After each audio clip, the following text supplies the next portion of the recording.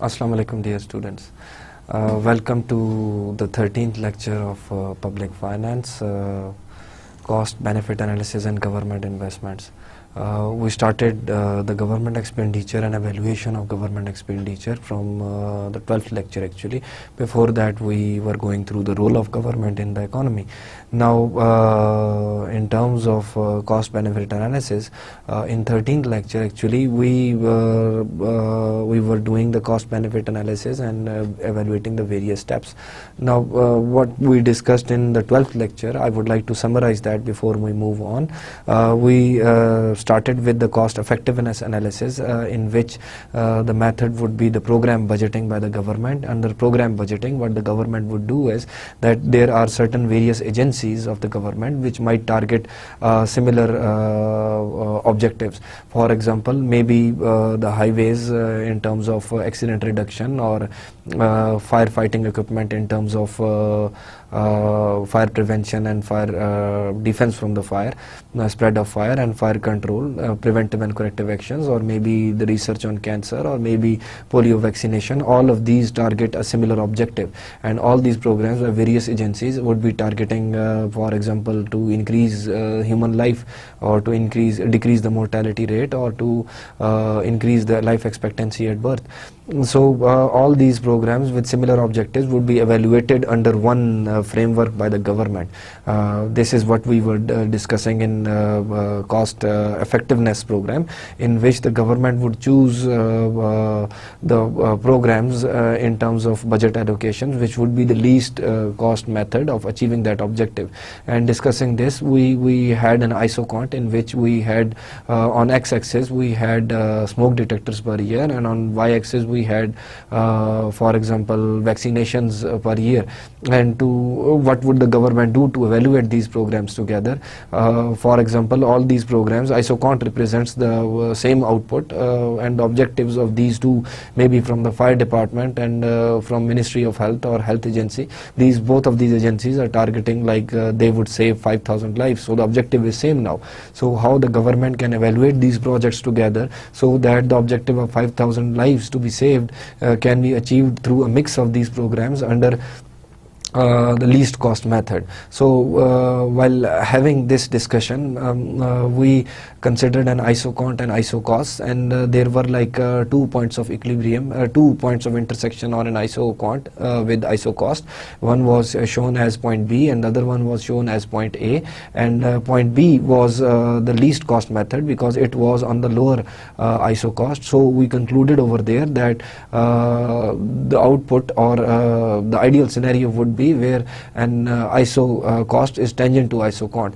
So under program effectiveness analysis, we said that it would be very difficult if the government used the line budgeting method, in which each program is evaluated independently. Rather, it would be more useful for the government to evaluate the programs with similar objectives altogether, so that all these objectives would be, and even if they are offered by different agencies, because their aim is acquiring the budget, and the government's aim would be to take up an objective or to achieve that objective with least cost. And we discussed the benefits of cost effectiveness analysis. It was that it would create competition among various agencies for acquiring that budget to achieve that objective, and that competition among the agencies, competition is also healthy in a sense that it brings out more innovation, it increases the productivity, it reduces the cost, and in the end the burden on the taxpayer would be reduced because the cost of achieving that objective would be at the minimal possible cost. After discussing the cost effectiveness analysis, we came up to incremental budgeting. That is another methodology adopted by the governments. Incremental budgeting would be that the government would take last year's budget as the base budget and then see what increments are needed to be added. The purpose of this is to minimize the cost, because lots of resources of the government are incorporated in terms of budgetary efforts. And to minimize those resources, government might choose last year's budget, because that last year's budget is through, for example, collective agreement through voting, and that collective agreement came out to be a political equilibrium. So using the previous year's political equilibrium and public choice, the government can use the next year's budget with the base year as the previous year, and the benefit would be again minimization on conflicts and minimization of political conflict, in fact, and minimization of the total cost, because resources are not to be deployed at that level if the whole budget is to be revamped again. Now, the third analysis we were discussing was cost-benefit analysis in terms of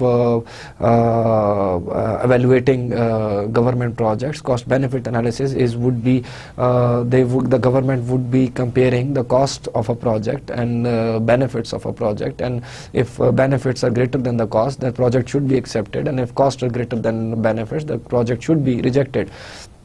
Discussing that, we came into the definitions of those costs and benefits. We said that there are, in terms of cost, there are direct costs and indirect costs, as well as there are direct benefits as well as indirect benefits. And the aim of the government is, which we have discussed time and again before, that to make sure that marginal social benefit, the project is accepted for which marginal social benefit is greater than marginal social cost. But if marginal social cost is greater than marginal social benefit, then that project should be rejected. I have repeated that time and again, because that would be continued through the whole course of public finance, and that is the main theme of this course, that only direct costs are not the only cost which are made in terms of dollar values. There are externalities of every action, and that action's externality, if there exist externalities, then those externalities should be incorporated in terms of cost as well as in terms of benefits, to see the actual social cost and actual social benefit of a project.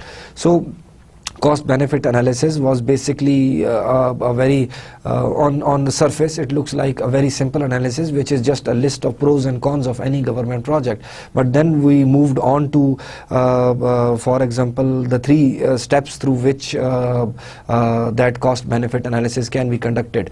Now the three main steps are: enumerate all cost and benefits of a proposed project. To enumerate would mean to make a list of all cost and benefits of a proposed project. These cost and benefits would be indirect costs as well as direct costs, and indirect benefits as well as direct benefits. The second step was to evaluate all cost and benefits in terms of dollar value, and then the third step was to discount future net benefits or future cost and future benefits, to discount them to present value, to see what would be the actual outcome, whether the project is useful or not.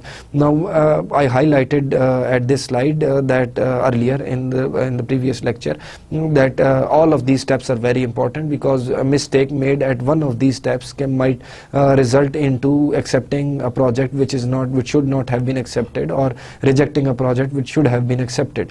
We discussed the listing or enumerate all cost and benefits. We also discussed evaluating all cost and benefits in terms of dollar values. When we reached at discounting the future net benefits to the present value, actually we ran out of time, so this lecture would start from discounting future net benefits. But before we move on to that, I would like to summarize again, making a list of cost and benefits and how important that is, to consider all the direct and indirect costs and direct and indirect benefits. To do that, we consider an example of an irrigation project by the government in some rural area, so that they can increase the fertility of the land. So for that they need to consider all the benefits, and then putting a price tag on the increased flow of water to a farmer was difficult. So I mentioned that we need to use a proxy for that, and in this case the proxy might be that there would be an increase in the output also, and that output is being sold in the market, so it is very easy to price that.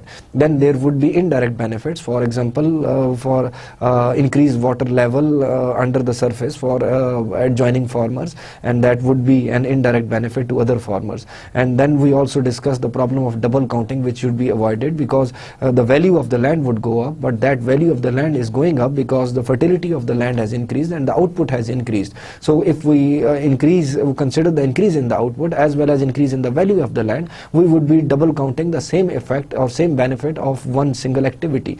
So we need to segregate those and eliminate the problems of double counting. Then we discussed that, for example, because farmers' sales would increase and farmers' incomes would increase, and they would purchase more, and there would be more retail activities in that area. So is that an external benefit of or indirect benefit of the irrigation project? Now there was a big question mark on that, because that might not be external benefit, because in a sense, since the resources are scarce and are, for example, limited in an economy, so those retail activities, increased incomes of these farmers or increased retail activities in this area or irrigated area might be moving from some area which has not been irrigated properly, and there are decreased income over there. So the increased retail sales over here and decreased retail sales in that area would cancel out each other. So there is a possibility that it should not be included in benefits.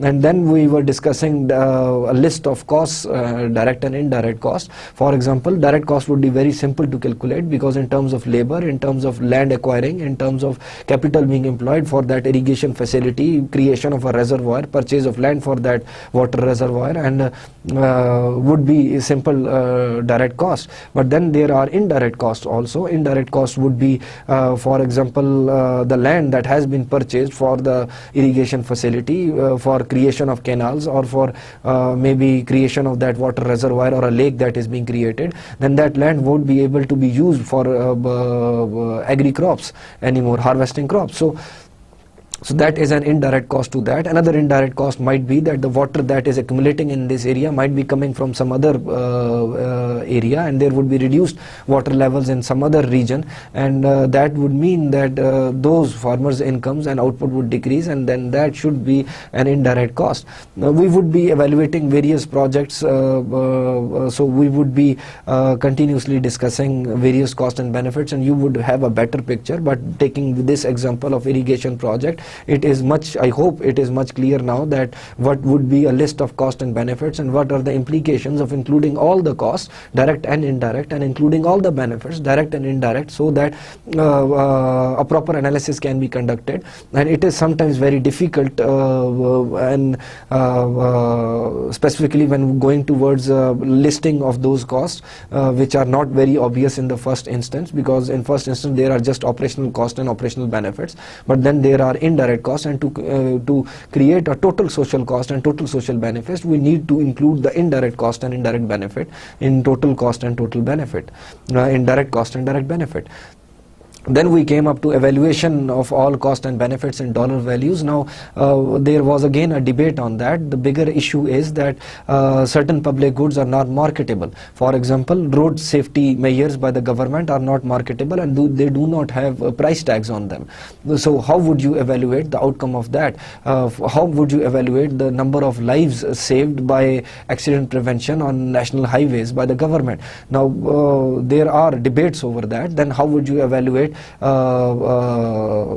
the lives saved by health programs, or how would you evaluate the schooling benefits in terms of benefits to the individuals? Now we assume that then there are surrogate measures. Surrogate measures would be indirect measures to put a price tag on such benefits and cost. For example, you can say that increased earning power of individuals who has been through health program successfully or through an education program successfully, that increased earnings would be incorporated into, for example, in terms of dollar values, and we can use those surrogate measures. Then there is another implication of evaluating cost and benefits in terms of dollars. That implication is when there is a market and those products are marketable, but then there are taxes and subsidies and government intervention which might distort the actual prices. And we, in this specific case, we discussed that while evaluating the agriculture crop which has been coming out of irrigation facility, that agriculture crop would result into, if subsidized by the government, then in that case it would represent higher prices than actually what are. So we need to consider the actual prices, the social cost, not just the price that is being placed by the market on them. So then in terms of monopolistic markets, there are distortions in the monopolistic market which we have discussed in previous lectures under public finance. Now these distortions might be, for example, due to monopolistic markets, the prices are higher in the market, so that would result into putting a higher cost than what it actually should have been. So after going through these and discussing various intricacies involved in making a list of cost and benefits and evaluating all the cost of benefits in the dollar terms, we came up to where we ended, like discount the future net benefits, and we are going to exactly start from this point in this lecture. So I hope you can watch the two lectures in continuation, because this is part of cost and benefit analysis which was declared to be continued in the last lecture. Discounting the future streams of cash flow, because the main aim is that today's dollar value is very different from the dollar value maybe 5 or maybe even 1 year after from now. So the aim is to discount the future net inflows or outflows or future benefits and costs in today's terms, so that they are on a single ground, so that we can compare them together. For example, I can buy for $100, I can buy a certain basket of goods today, but in 5 years now I might need $150 to buy that basket of goods. So how would you compare those two together? If I say that 100 minus 150, that is an arbitrary result. So what you need to do is you need to discount that future value to the present value, so that they are comparable with each other. So this is a formula written over here. Let's focus on the second half first. Present value is x1 divided by 1 plus r plus x2 divided by 1 plus r raised to power 2. X1 represents, for example, R represents the discount rate, and X1 represents the future cash flow, either cost or benefit, because we are X might represent a cost or a benefit and in the first year, and X2 it might represent a cost or a benefit in the second year. And that cost or a benefit needs to be discounted to the present value, so that they are comparable with the present cost and benefit, so that we can evaluate the project very effectively. In this case, R would represent the social discount rate at which the project is to be discounted. Now there is a great debate over what rate is exactly supposed to be used in terms of to discount the future cash flows. So X1 divided by 1 plus r, sum of 1 plus r raised to power 1 represents the first year's benefit or cost, plus x2, assuming that we are discounting only cost right now. So present value of cost would be the cost in the first year divided by discounted by 1 plus r represents the social discount rate, plus x2, the second period's or second year's cost divided by 1 plus r raised to power 2, and these are discounting them to present values. Over on the top, it represents the generic formula. Maybe the project is for 10 years or 5 years, and in this case present value is sum of I equal to 1 up to n. I equal to 1 up to n represents the number of times or number of years the different cash flows are coming in, and you need to discount them to the present value. So xi represents from 1 up to n, and I represents from basically 1 up to n. Now it is very important to evaluate a project based on the social discount rate, which is actually applicable, because the discount rate you choose actually defines the outcome of your decision. Now project 1, for example, in order to narrate this what I said over here, because if you change the discount rate, in this example we have changed the discount rate from 0%, 5% to 10%, which is showing different discount rates, and in each scenario project 1 will either be accepted or rejected as when compared to project 2. The aim of this slide over here is to see the effect of interest rate changes, that if you use a different discount rate would affect the outcome of your decision would be different in each case.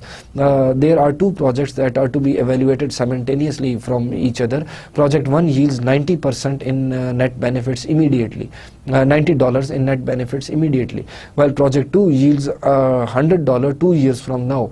Now we need to compare these two projects, and since the return of project 2 is 2 years from now, what we need to see is we need to compare it with the 90. On the surface it seems that on first value is $90 and the second value is $100, so obviously project 2 is better than project 1 because 1 is giving 100. But what is the value of $100 today? That $100 received tomorrow or maybe 2 years from now, what would be the value of that $100 today?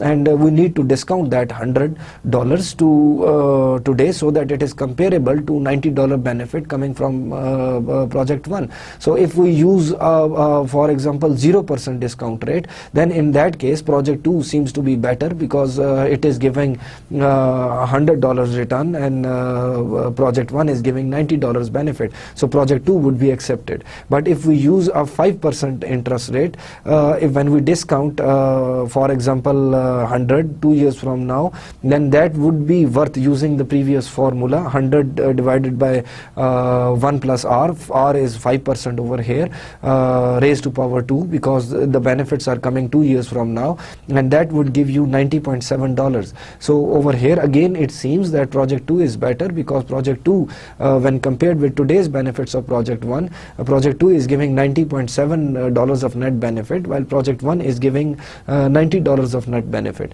Then we take a discount rate of 10%. If we discount it at 10% rate of interest, then $100 2 years now worth today would only be $82.6 in for project 2. So the scenario has completely changed. 82.6 is less than $90. So in this case project 1 is accepted. Did you see over here that while we increase the interest rate from 0% to 10%, at first it seemed that project 2 was much better, but then when we increased the discount rate, project 1 seemed to be much better option, much better alternative when compared with project 2.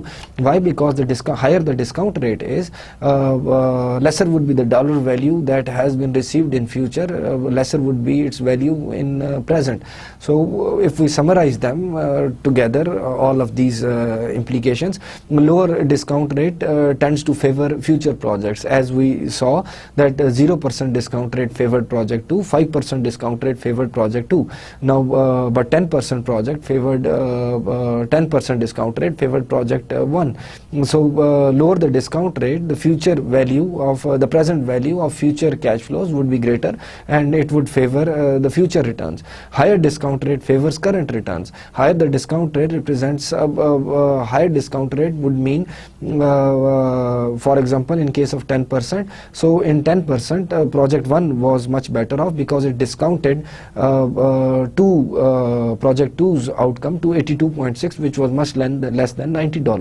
Now what would a higher discount rate represent? Higher discount rate represents higher opportunity cost of a government investment. What would be the opportunity cost of a government investment? Now government's investment, whenever governments utilizes some resources to take up a project, though that would mean that those resources might come out of a private sector or some other opportunity for the government. Specifically we just consider the government and private investment. So every government investment mostly would be using the resources that are supposed to be used by the private sector. So if the discount rate is higher, that would represent that opportunity cost of that government government investment is high and there is a lot at stake, but a lower discount rate would represent that the opportunity cost of the government investment is very low. So what we need to discuss over here, you see the debate automatically arises, which I was mentioning earlier, that it is very important to point out what social rate is required to be used, because in case of a wrong social rate, social discount rate, the evaluation of a project can go either way. Either the project which is supposed to be accepted might be rejected, and a project which is supposed to be rejected might be accepted. As I discussed, that all the three steps of cost benefit analysis are highly important, because each and every step, a mistake at each and any of these steps might result into you can say disastrous outcome. For example, if you make the wrong list of cost and benefits, you ignore certain cost and benefits, then the outcome of the project would be differ. If you for example fail to assign a proper dollar value because of maybe subsidies or taxes or monopolistic markets, you do not have true social benefit or social cost or true social value, then in that case even the outcome would be distorted and you won't get the actual results which should have been over there. You cannot know that should have been, because you can only evaluate the project in the best possible manner. So then again, coming to the third step, which is very important, but as important as the previous two steps, is selecting the rate of discount at which the future values should be converted to present values. Now, social discount rate represents the return earned when resources are employed in alternate private use. As I discussed, that higher discount rate represented higher opportunity cost of the government in government's investment, because those resources could have been employed by the private sector. So social discount rate represents the return earned when resources are employed in alternate private use. So if the discount rate is higher, that would convert the future values to the present value, showing that there is no misallocation of resources, and that, for example, in the last case, project 2 was rejected because higher discount rate over there represented that net benefit from the current returns from project 1 are much beneficial, because the returns from the project 2 would be taking out resources from the private sector, and that is misallocation of resources. So a social discount rate would result into avoiding that misallocation of resources.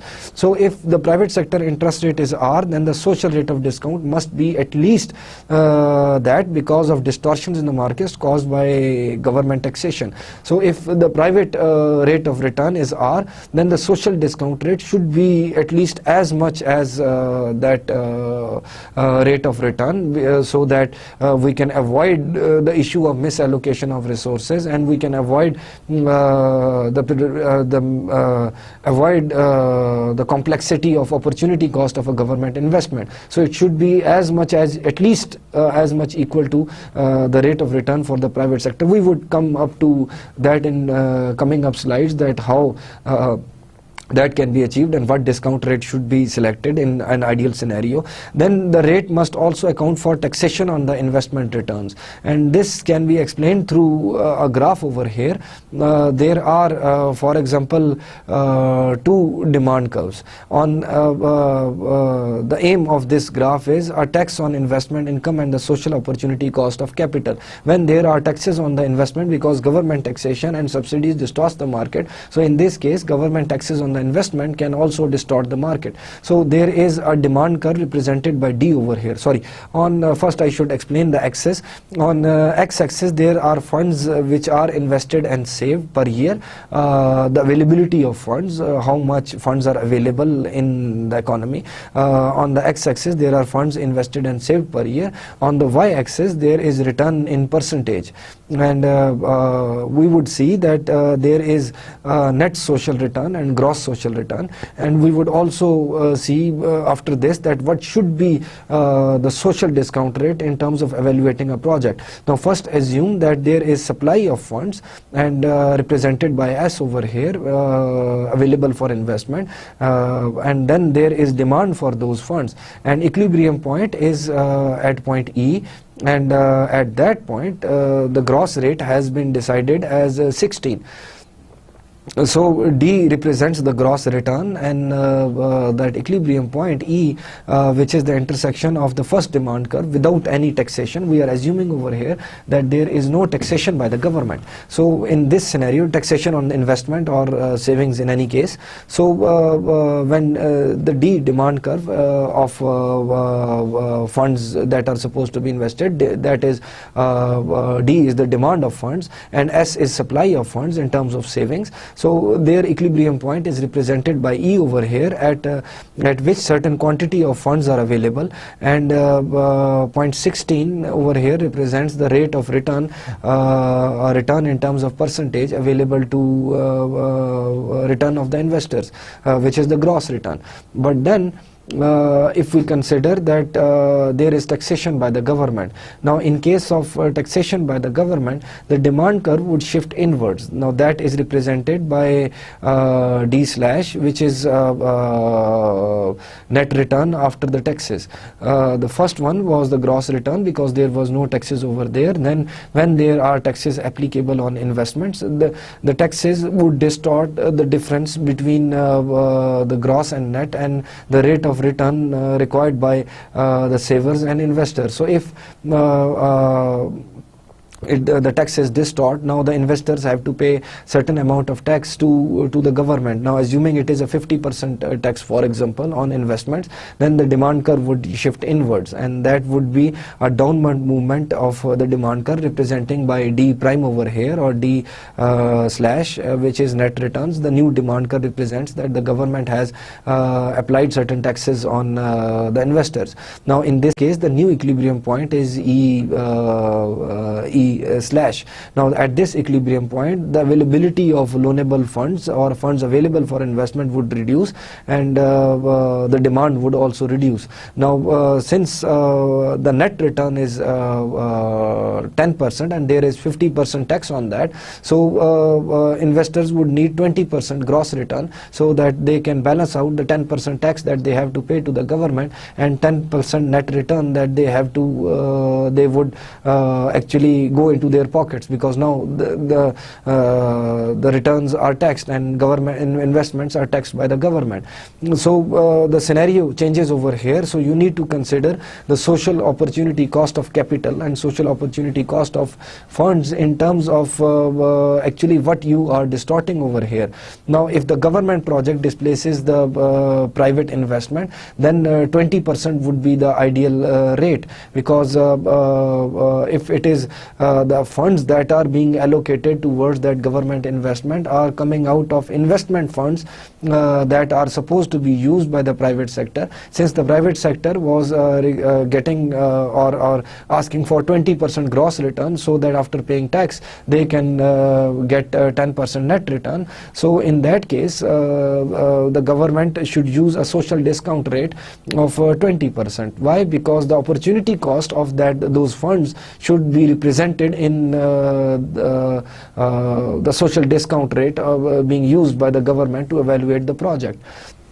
Then if the government project is displacing the consumption, they should use 10%, which was the net return for savers, because now if any government project that is being taken up is displacing the consumption, being consumption of the citizens, in that case 10% social discount rate should be used, because that 10% social discount rate would be considering the opportunity cost of consumption displacement of the agents in the economy.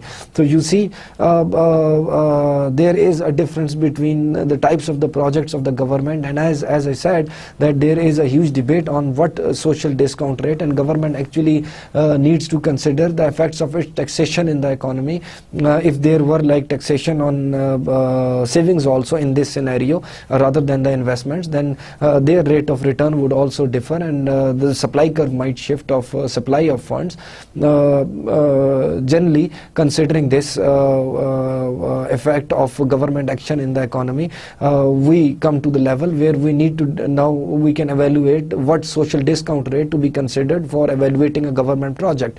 And in simple words, we discussed that if government project is displacing investments of investors, then it should use the same discount rates, at least same discount rate as investors' rate of return.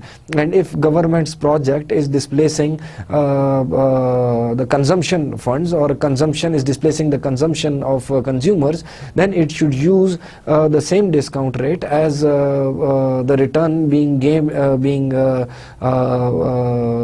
gained by those consumers or savers. So there is a very important need, while the decision of enumerating cost and benefits and evaluating cost of benefits was very important, so does the decision of the social discount rate is also very important, and its implication is very obvious over here, like in previous slides we discussed. So as we saw that future higher discount rates tend to favor, for example, the current returns rather than the future returns, and smaller discount rates tend to favor the future returns. 0% favored like project 2 with $100 return in year 2, 5% tended to favor project 2 with $100 return in year 2, while 10% rate of return, social rate of return, favored current returns. So it is very important to see what kind of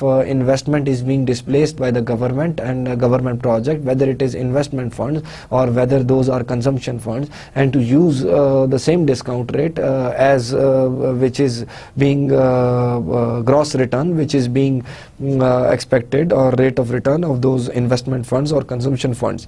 Then a technique to ascertain the kind of private activities being displaced. This whole debate that we have been discussing over here, first we established the importance of the discount rate, that it changes the evaluation of a project or outcome of our decision. Then we discussed that what types of discount rates would affect, and what types of discount rates might be there, investment discount rates from investors and savers. Then we also discussed that application of a government tax. We specifically consider the example that there is a tax on investment by the government, or specifically we said there is a 50% tax by the government, and that would result their gross return to be 20% rather than the net return, because that 10% would be paid to the government as taxes. So we discussed the whole debate, that the whole discussion, the science out of it is to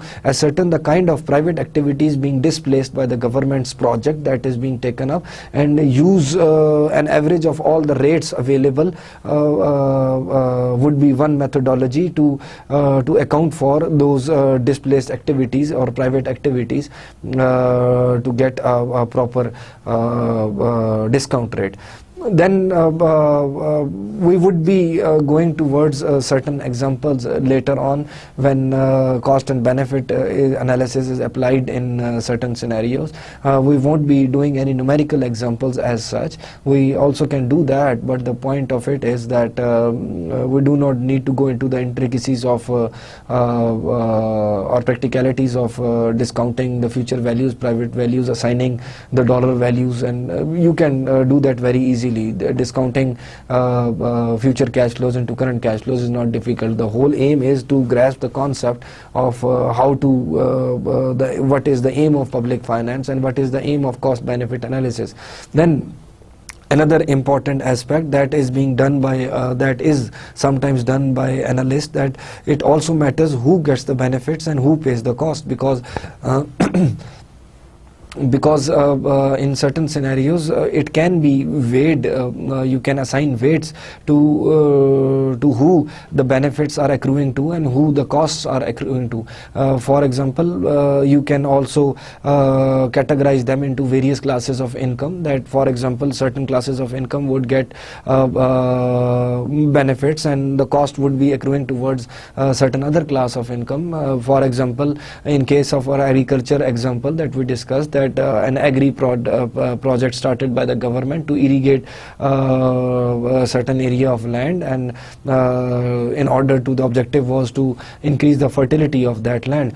So in terms of that, certain benefits would be accruing towards the farmers of that area, while maybe because of taxation to take up that activity, certain costs would be accumulating towards certain other classes of income. So it is very, there are methods often in certain cases that economists might use to weigh the benefits and costs accruing towards different segments of income. The same can be done in terms of the geographical location. For example, if as we discussed that in terms of cost, if a certain area is being irrigated by agriculture facilities, it is possible that water that is being accumulating into that reservoir is coming from some other location, geographical location, and that might reduce the output in that area. So we need to consider the weight of the benefits that is accruing towards this geographical location to the weight of the cost that is being accruing towards the other geographical location. So weighing is already a very would already be a very ideal scenario in which we need to see that who is bearing the cost and who is bearing the benefit, because any government activity, due to any government activity, when there are like winners, there are also losers in that scenario who might have to just bear the cost of any subsidy or any tax by the government, and in that scenario it is very important to weigh them. But then it might contradict with the whole ideology of cost and benefit analysis, because if we do them together, the weighing might confuse efficiency and distribution. There is an efficiency of the project which might turn up into social benefits and social cost, and we can evaluate a project in terms of its efficiency, whether it is useful to take up that project or not. Again, I narrate that, which I do it again and again. If marginal social benefits are greater than marginal social cost, that project should be taken. But if marginal social cost is greater than marginal social benefit, that project should not be taken. So in terms of efficiency, it would be ideal if marginal social benefit and marginal social cost are intersecting each other and that project is taken up. But then distribution also matters. Across the time, historically, if you consider the topic of development economics, it is not just important to increase the GDP growth rate of a country. It is also important to see the distribution of income and who is the beneficiary of that GDP growth in a country. So it is also, no doubt, it is economically also very beneficial to see the distribution of income or distribution of resources and distribution of benefits and distribution of cost. It is very important, but then these two should not be mixed with each other. Either we are looking at efficiency of a project, or we are looking at the distribution of benefits and cost of that project. These two things need to be evaluated separately, or even if together, they need to be considered separately, and they should not be mixed together with each other, because the aim of efficiency and distribution or aim of the project would be different in terms of efficiency and distribution. So we need to consider them separately. Now then another important aspect is treatment of inflation. Now if all treatment of inflation actually distorts the dollar value of a certain, just like we discussed that it was the effect of inflation that $90 return today and $100 return 2 years from now at different discount rates behave differently, because we were considering the effect of inflation over there, and inflation might reduce the monetary worth of $100 in future.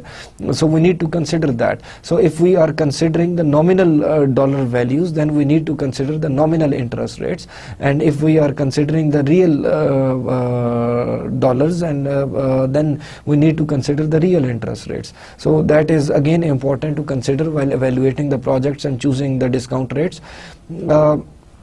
Now, government can also, while evaluating various projects, government can make a net benefit criteria, rank according to the highest net benefit. So the project with the highest net benefit might be selected in this scenario. Over here you can see the first point is that net benefit criteria rank according to the highest net benefit. Over down there is a formula, benefits minus cost accruing in different years divided by or being discounted to the present value, and their sum would be the net benefit. For example, net benefit in year 1 would be benefits in year 1 by minus cost in year 1, then by an appropriate social discount rate, it is discounted to previous value, plus benefits accruing in year 2 minus costs accruing in year 2 divided by the discount rate in year 2, discount rate of that social discount rate raised to power 2 to represent the these inflows and outflows are in the second year, and we sum them up and we see that which project has the highest net benefit, and then we rank the projects in terms of their net benefits. Then there can also be benefit cost ratio criteria in which rank according to the highest ratio. On the numerator there is benefits being discounted to present value, benefits in year 1, 2, 3, 4, and discounted at an appropriate social discount rate using the appropriate methodology of discounting divided by the cost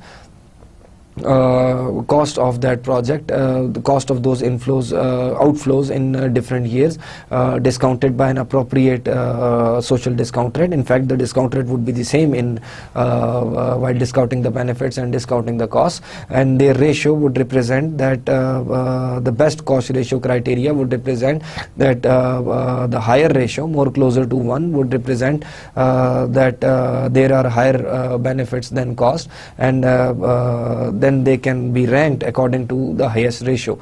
Now, we need to discuss the cost benefit analysis and efficiency in terms of a graph, because we always do that, but in this case we would be taking an example where we would be discussing additional, for example, there is a national highway, and whatever quantity of that national highway is available, and now we are evaluating whether if we for example increase that national highway more, so that would represent a greater amount of quantity that should be added, or more highways built. On x-axis represents the various quantities in a sense of miles of highway per year that is to be built, and on y-axis there are marginal social cost and marginal social benefit. This is cost benefit analysis, so we need to consider marginal social cost and marginal social benefit. I mention over here again that if marginal social benefit is greater than marginal social cost, the project should be taken up, but if marginal social cost is greater than marginal social benefit, the project should be stopped right here. So if let us consider that initially the quantity of the highway is at Q1, and the equilibrium point is E, where marginal social benefit and marginal social cost are intersecting with each other, so marginal social benefit minus marginal social cost would be 0. Any point before that represents marginal social benefit is greater than marginal social cost, and the quantity should be increased, and any point after that represents marginal social cost is greater than marginal social benefit, so the quantity should be reduced. So first we assume that currently the quantity is at Q1, and we need to consider the cost and benefits. Now we have done all the steps in this example. We have actually calculated, assuming that we have first made a list of all the cost and benefits of starting that project, and then we have assigned a dollar value to all those cost and benefits, and then we have used an appropriate discount rate to evaluate those net benefits and net benefits and cost at the present value. Now what we are doing is we are comparing the marginal social benefits and marginal social cost among each other. Now first we assume that the quantity presently is at Q1. Q1 can be any arbitrary amount of miles of highway available. So if the government plans to increase that highway, for example, to Q2, so that would represent an increase in the number of miles of the highway and more highways being built. So in terms terms of social benefit and social cost, the benefits are greater than cost.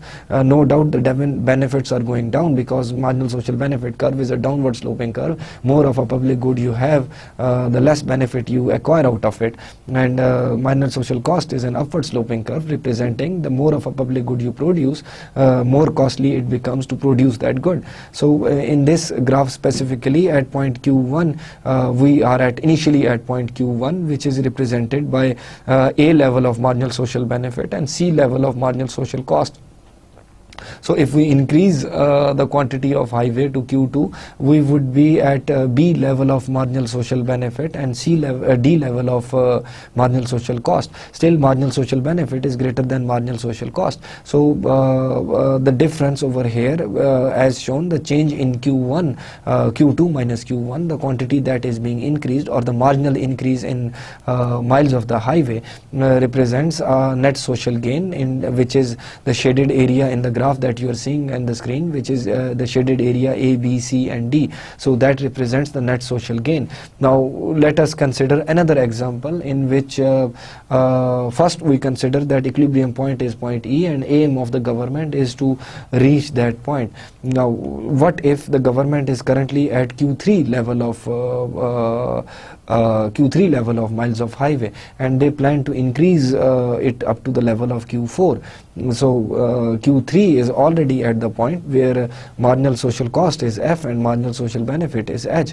Marginal social cost is greater than marginal social benefit. So the change in Q, which is represented by change in Q2 over here, the second change in quantity, representing another scenario, it would be that the movement from Q3 to Q4 would increase the marginal social cost and decrease the marginal social benefit, because marginal social benefit is a downward sloping curve and marginal social cost is an upward sloping curve. Since we are already beyond the point of equilibrium, even Q3 is not efficient, because at Q3 marginal social cost is greater than marginal social benefit. So when we see Q4, that again represents a scenario where marginal social cost and marginal social is greater than marginal social benefit. So that would mean that the shaded area would represent that that is a net loss to the society in terms of cost and benefit analysis.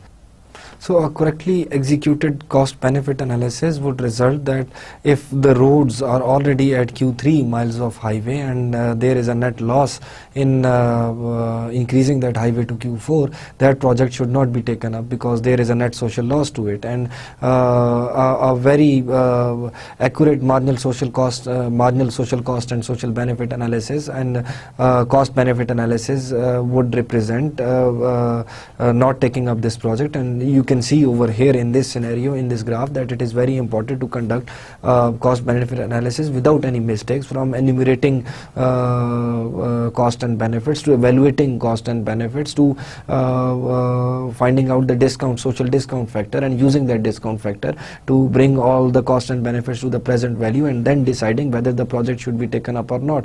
Because if there were any mistakes in any of these steps, either they would have missed some of, for example, let's assume in terms of cost, they miss certain cost factors that when they're making the list, and then the cost would be lower over here, for example this Q3 to Q4, or maybe at the time of evaluating the cost they did not put accurate dollar values on those costs. So then again marginal social cost might be lower than marginal social benefit over here, and then if they calculated a wrong discount rate or used a wrong social discount rate, then in that case the output, the result of this marginal social cost and marginal social benefit would again be different. Now this graph, assuming that no mistake has been conducted, so you can see that cost benefit analysis can define the level of efficiency prevailing in an economy and can actually result into better projects by the government. Now cost and benefit analysis are very important for any government, and actually what the government does is government provides the infrastructure to the economy. They, for example, spend money on cancer research, they spend money on schooling, they spend money on higher education, they spend money on fire prevention and vaccinations and polio vaccines, for example.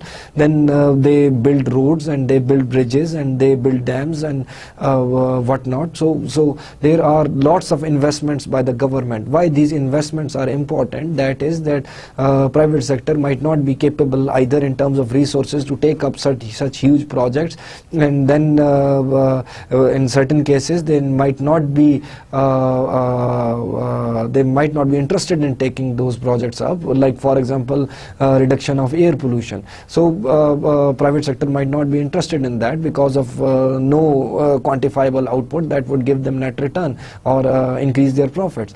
So those projects are to be taken up by the government, and there are expenses to those projects. Why these projects are very important is that the infrastructure projects by the government also provides foundations for the private sector to operate. For example, when they educate individuals, then those individuals find jobs and find employment in the private sector also. So that is again a benefit to the private sector, and private sector cannot work without those skilled manpower or human resource. Then the government would build roads and bridges, and those would be providing transportation facility at saving the time and the cost of movement for private individuals and private businesses. Then the government might also provides air traffic control and build airports, and through air traffic control the government can ensure that there is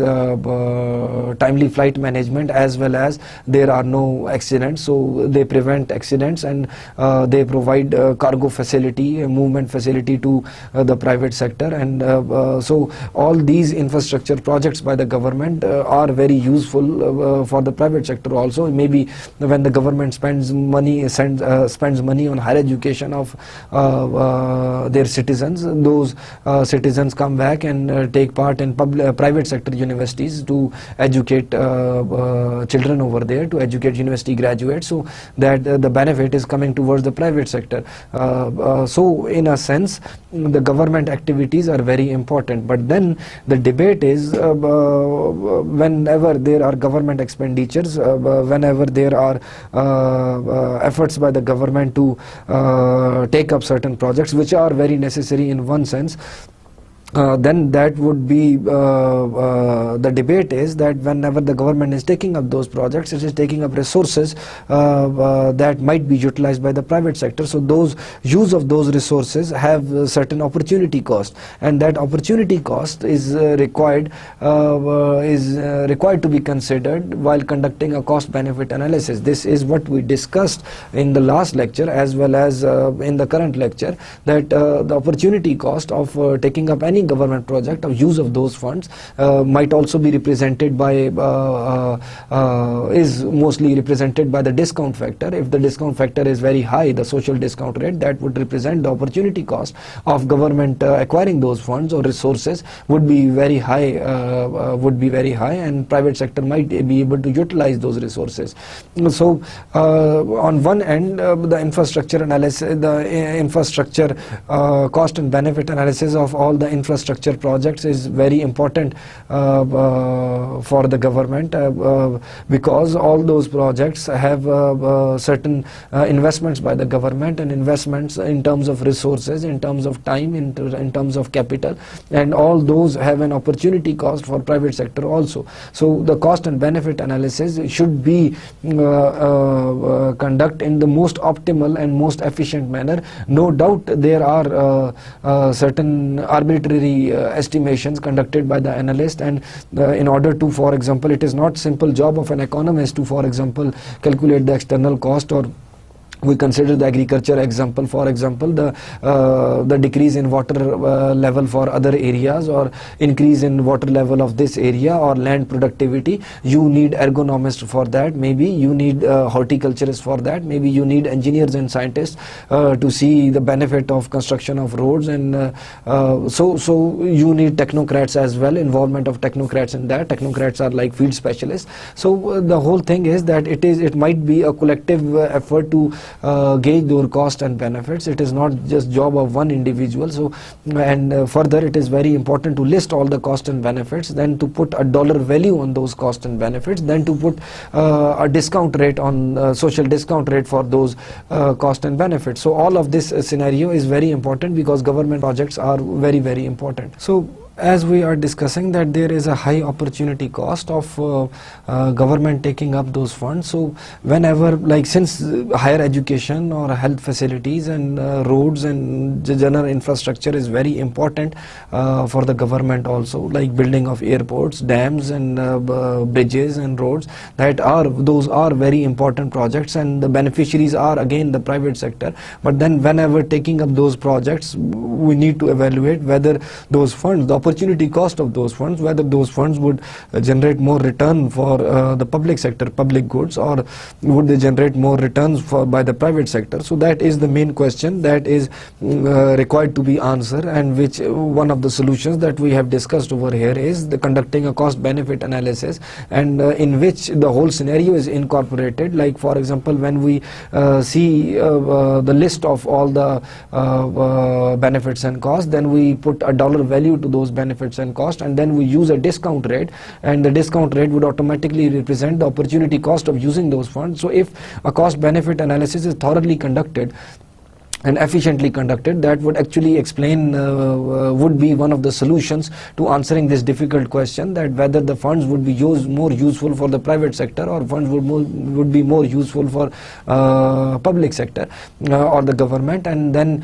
what would be the importance of higher education or roads, or for example better health of the citizens for the private sector also. So where would be more net returns for the society at large, and that question can be answered through cost and benefit analysis. And that is why in certain cases it is not very, sometimes it might be in certain projects it might be difficult to conduct the analysis, or in certain cases it would be very easy. But the point is that often very simplifying assumptions are required to be taken, and there are certain arbitrary decisions by the analyst, and there is involvement of people from various specializations to conduct the analysis. And most of all, for example, as it can be narrated in one simple sentence, that it is more of an art than a science. The cost benefit analysis is more of an art than a science. This is just a simple layman statement which would be expressing that it needs an insight and intuition of the experienced individuals also, and it would need some thought-provoking debates, and it would need, in order to avoid the issue of double counting, it would need ability of an individual to look at every aspect, some dynamic sort of analysis. It would need some insight towards the effect of those costs in terms of finalizing the social discount rate. Now, in for example, governments have specifically in LDCs, and even in the countries which are developed now, in past there have been investments by their governments when they were developing towards development of the infrastructure, and those investments are very important in least developed countries and developing countries, and in some cases they are still important for the developed countries. Now, LDCs have invested considerable sums in agriculture infrastructure, because least developed countries are, for example, agri-oriented societies, agri-oriented economies, and their agriculture is basically their bread and butter. So they need to boost the agriculture output, and that agriculture output, for example, investment in the infrastructure is mentioned over here, that sums in agriculture investment because of a 17% estimated project rate of return, because when they invest in the agriculture infrastructure, the rate of return from those projects would be 17% in terms of the agriculture output and net gains from the agriculture output. Now, projects such as creation of large water reservoirs for agriculture typically displaces locals, and these costs must also be accounted for. When you build large reservoirs or dams, like for example, if we build a Kalabagh dam, then there would be large displacement of population in that case, and that cost should also be accounted for in the total cost of the project.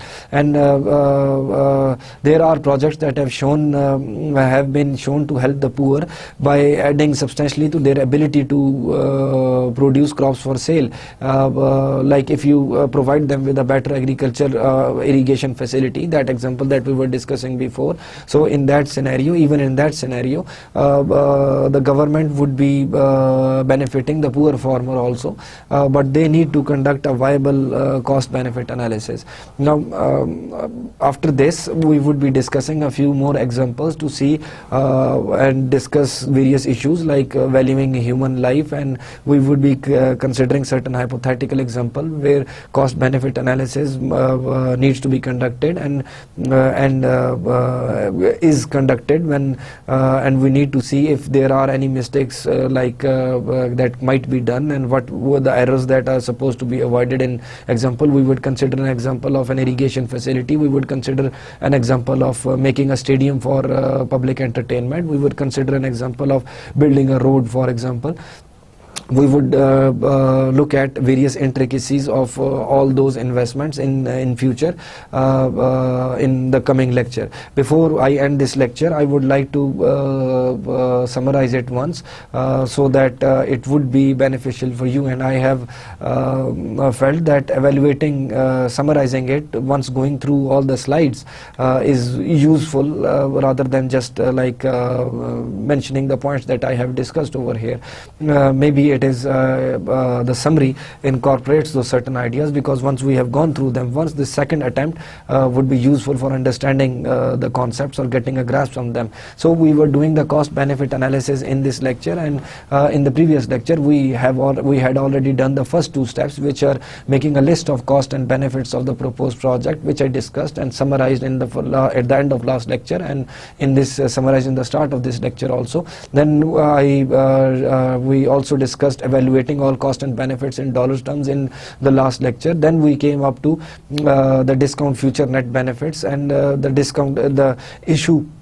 the method of discounting was mentioned through this formula over here. Then we illustrated that the choice of the discount rate, the social discount rate, which is termed to discount the future values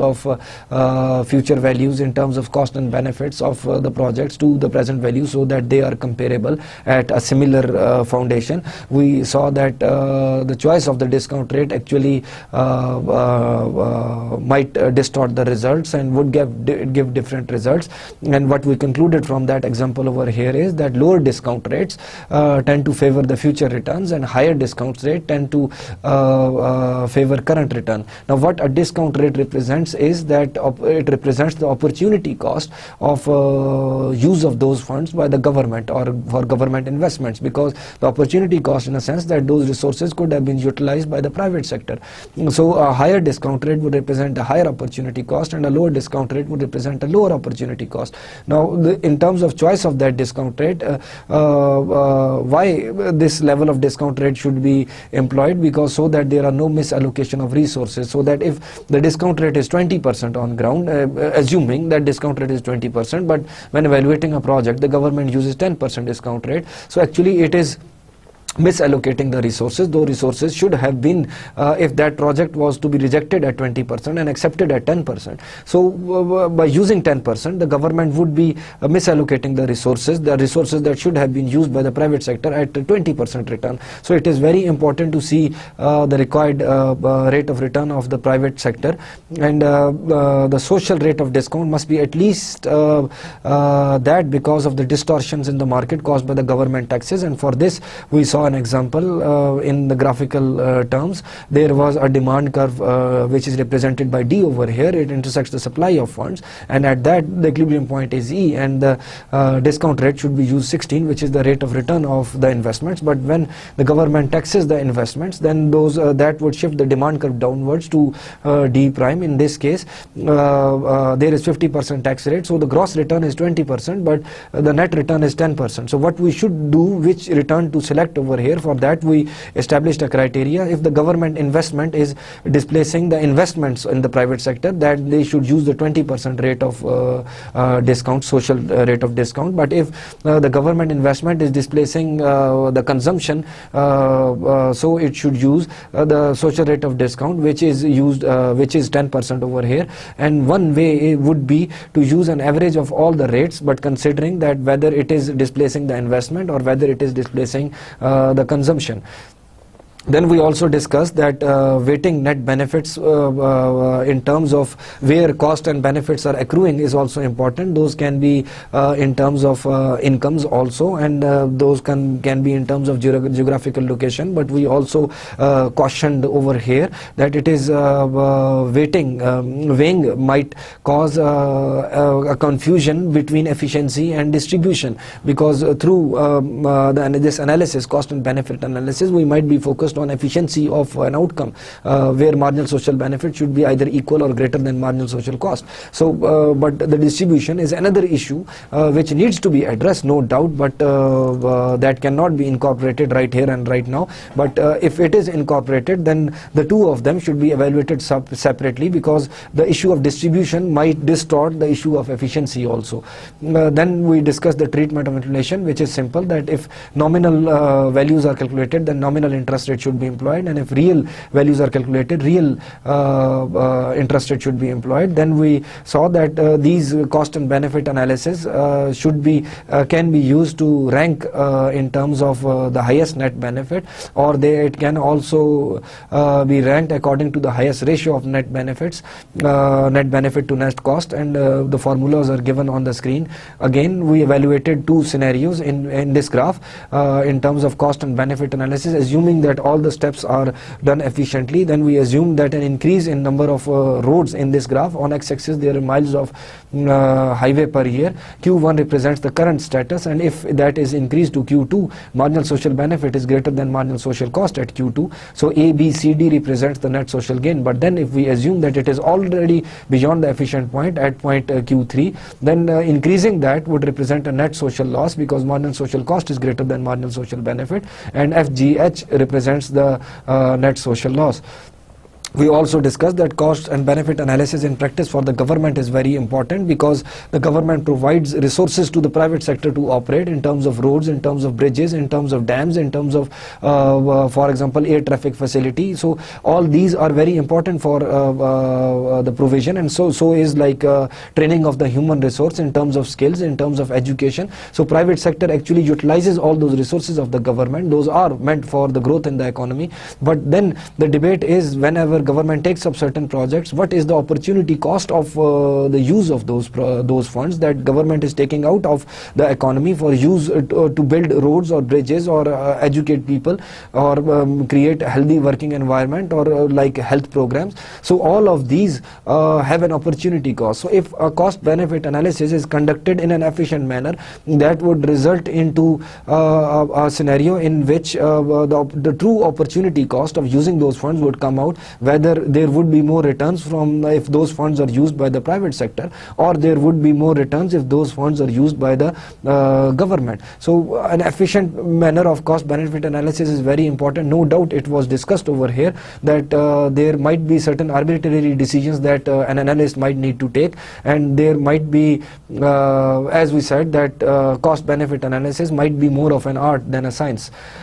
And then we discussed that government infrastructure building investments by LDCs are very common, and those investments in certain cases might displace certain individuals in terms of if they are investing in agri area, because most of the LDCs are agri-based economies, and then they would be investing to boost up the output, and for that they would need to install irrigation facilities or water reservoirs, and those reservoirs might displace the individuals.